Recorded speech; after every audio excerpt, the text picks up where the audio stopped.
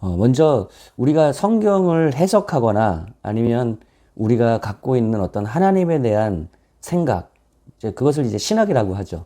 하나님에 대한 지식, 하나님이 어떤 분이다라고 하는 어떤 신학을 우리가 해나갈 때, 그러니까 사실은 우리는 모두 다 신학자라고 얘기할 수 있거든요. 우리 모두 다 하나님에 대한 어떤 지식과 생각을 가지고 있고, 나름대로 하나님이 이런 분이다라고 할 때는 내가 갖고 있는 어떤 기준과 방법을 가지고 하나님이 이런 분이다라고 얘기를 하거든요. 그래서 내가 경험을 가지고 하나님이 이런 분이다라고 하는 것을 주로 얘기하시는 분은 경험이 내 신학의 어떤 방법인 겁니다. 그리고 성경을 구약이 아닌 신약으로만 이 시대는 봐야 된다라고 얘기한다면 그것도 내가 성경을 해석하는, 그리고 성경을 통해서 하나님을 이해하고 아는 내 신학의 어떤 방법이 되는 것이죠. 저는 이 신학 방법이라고 하는 이것이 얼마나 중요한지를 사실 영국에서 신학 석사를 할 때 이것을 알게 됐는데, 그 과목을 선택할 때는 제가 사실은 그것이 어떤 과목인지를 정확히 잘 알지 못하고 그것을 선택하고 공부를 하게 됐는데, 이 신학 방법, 신학을 어떻게 우리가 하느냐에 따라서 성경에 대한 해석, 그리고 하나님에 대한 이해와 지식이 완전히 달라지는 것을 보았습니다. 그러니까 같은 성경을 보더라도, 그리고 같은 하나님을 우리가 경험하고 이해하더라도 내가 해석하고 내가 이해하는 하나님이 달라지는 거예요. 복음주의 계열에서는요, 신학을 할 때에 하나님을 우리가 이해하고 알아갈 때에 5가지의 툴이 있다, 도구가 있다라고 얘기를 합니다. 첫 번째는 성경이고요. 두 번째는 전통입니다. 교회사 속에서 성경을 어떻게 이해했었는지에 대한 그런 교회사에 관한 내용들이 여기에 해당이 되겠죠. 그리고 경험이 또 하나의 신학의 방법이 됩니다. 내가 그 성경에 나타나는 하나님, 내가 실제로 경험한 그 경험의 간증, 경험의 증거들, 이것이 신학의 하나의 도구가 되죠. 그리고 하나는 또 공동체, 교회입니다. 하나님은 교회 전체를 통해서, 예수 그리스도의 몸된 교회를 통해서 또 하나님을 나타내시기 때문에 교회가 우리 하나님 알아가는 또 통로가 됩니다. 나만 경험한 것은, 그것은 하나님을 우리가 이런 분이라 얘기하기에는 좀 어렵죠.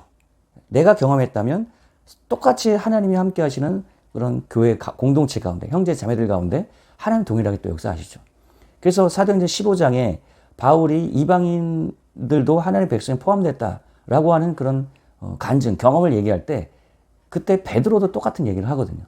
내가 복음을 전했더니 성령이 고넬료 가정에 임하는 걸 보고, 이방인에게 임하는 걸 보고, 이방인도 하나님의 성령을 받는 걸 보니 하나님의 백성으로 하나님께서 받아주셨다라고 하고 얘기를 하잖아요. 그래서 공동체를 통하는 그런 하나님의 증거가 있습니다. 마지막으로는 이성이죠. 우리가 이성적으로 성경을 이해하고 판단하고 경험을 또 판단하고 이해하는 그런 이성을 가지고도, 우리의 지성을 가지고도 하나님이 이해하고 알아갈 수 있는 그러한 방법을 우리에게 허락해 주셨죠. 이것을 종합적으로 어느 하나에도 치우치지 아니하고 종합적으로 우리가 볼 때 하나님을 온전히 이해할 수 있다. 그렇게 복음주의 계열에서는 하나님을 온전히 그리고 통합적으로 이해할 수 있다라고 하는 그런 것을 이제 가르치고 있습니다. 신학적 방법론, theological method, integrative theology, 통합신학, 뭐 이런 말로 지금 쓰이고 있죠. 그 중에서 오늘 제가 말씀드리고자 하는 것은 성경을 우리가 어떻게 보아야 온전히 하나님을 이해할 수 있는가? 예수님은 또 사도들은 어떻게 성경을 보았고 이해했는가라는 것을 여러분들과 좀 나누려고 합니다. 여러분, 4복음서가 택해졌을 때 그 당시에 많은 복음서들이 있었습니다. 도마복음, 바나바복음, 유다복음, 이런 4복음서에 택해지지 않았던 복음서들도 있었죠. 그것을 택할 때 가장 중요한 원칙 기준이 됐던 것이 하나가 뭐냐면 구약 성경과의 연계성이었습니다. 예수님도 말씀하셨죠. 내가 율법이나 선지자나 폐하러 온 줄로 아느냐. 그것을 내가 완성시키러 오셨다라고, 완전하게 하러 오셨다라고 얘기를 하셨죠. 그래서 율법과 선지자라는 내용은, 율법은 모세오경이고요. 나머지 모든 글들은 다 선자들에 의해서 쓰여졌기 때문에 이건 구약 성경 전체를 얘기하는 것입니다.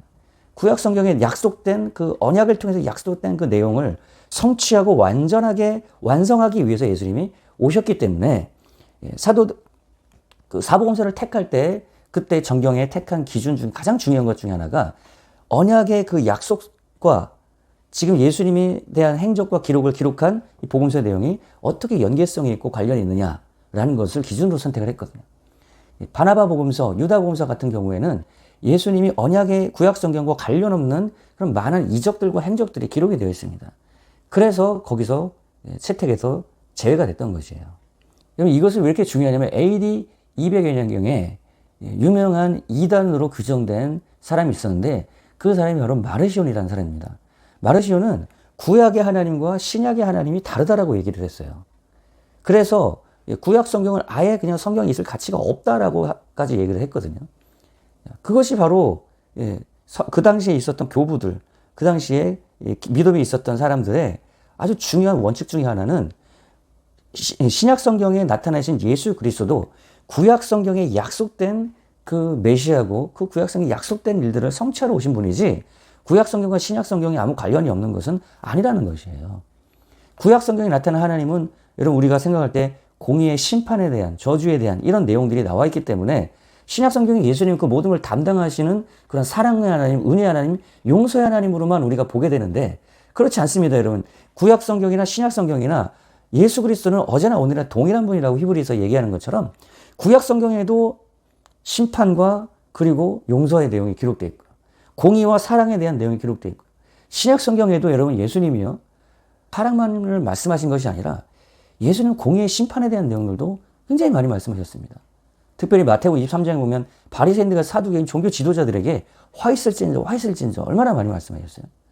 그리고 믿지 아니하였던 그러한 벳사이다, 고라신 이런 고을에 대해서 어떻게 말씀하셨습니까?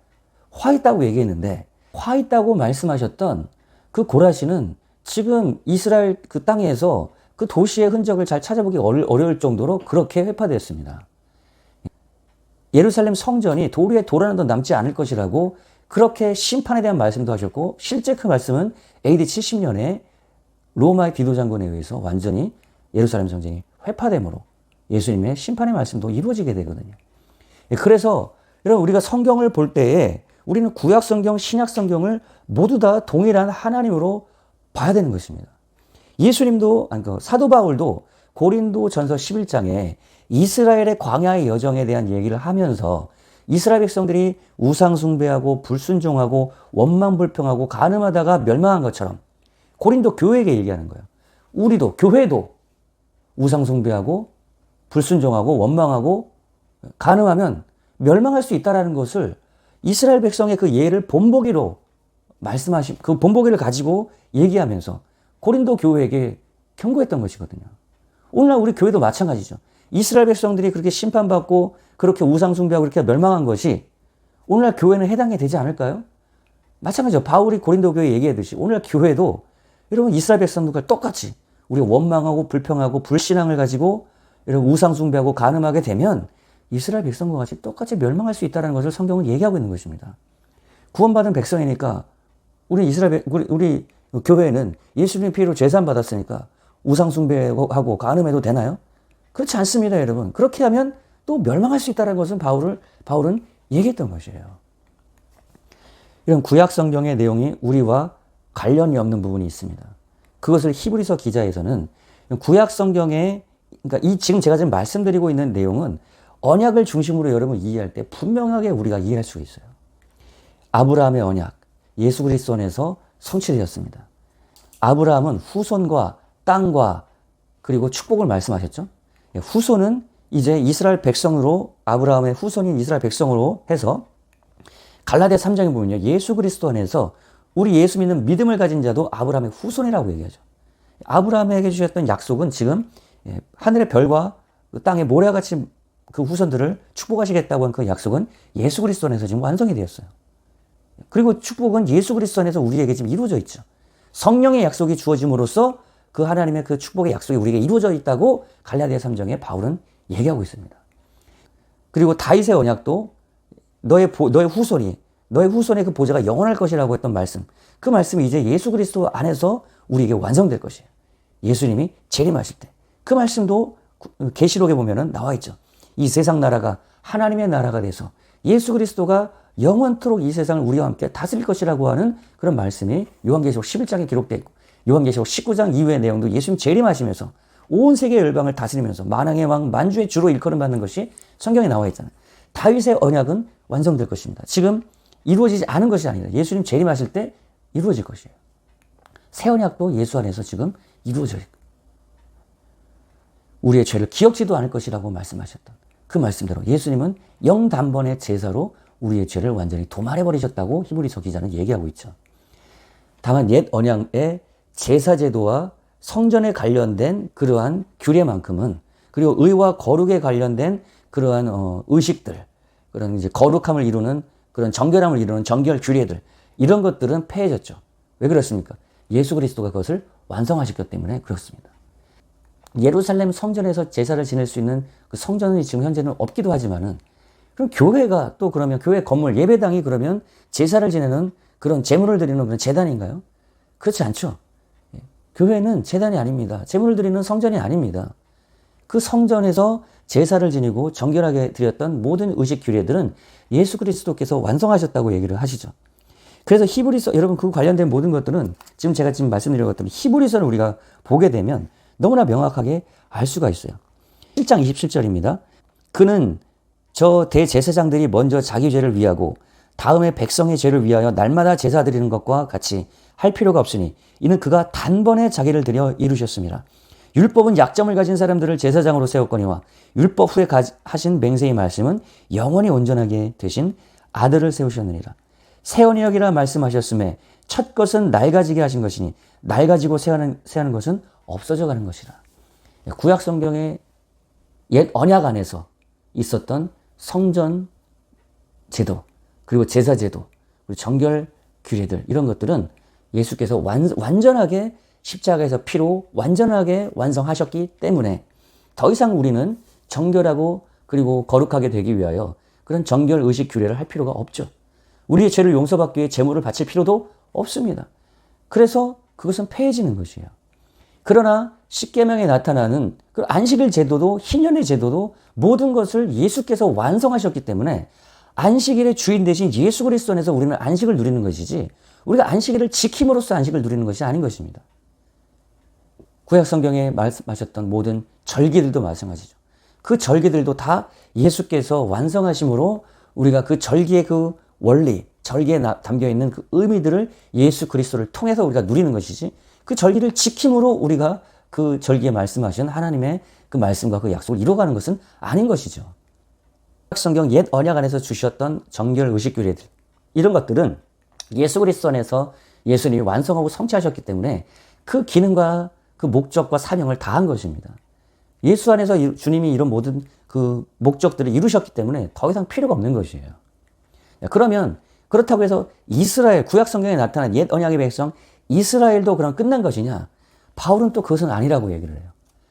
옛 언약의 백성인 이스라엘은 아브라함의 후손으로서 아브라함의 언약의 연장선상에서 이스라엘 백성들 후손을 축복하시겠다고 했던 그 이스라엘 백성들을 택하신 거기 때문에 아브라함의 언약은 여러분 무조건적이고 영원한 그런 언약이었다고 성경은 기록하고 있죠.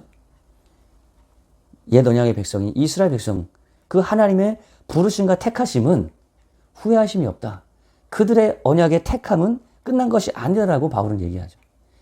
원래 우리는 로마서 11장에 보면은 교회가 오히려 옛 언약의 백성이 이스라엘에 접붙여져서 하나님의 백성에 포함된 것이지 이스라엘 백성들을 옛 언약의 백성을 하나님이 패해버리고 끝내버리고 교회를 택한 것이 아니라는 것입니다.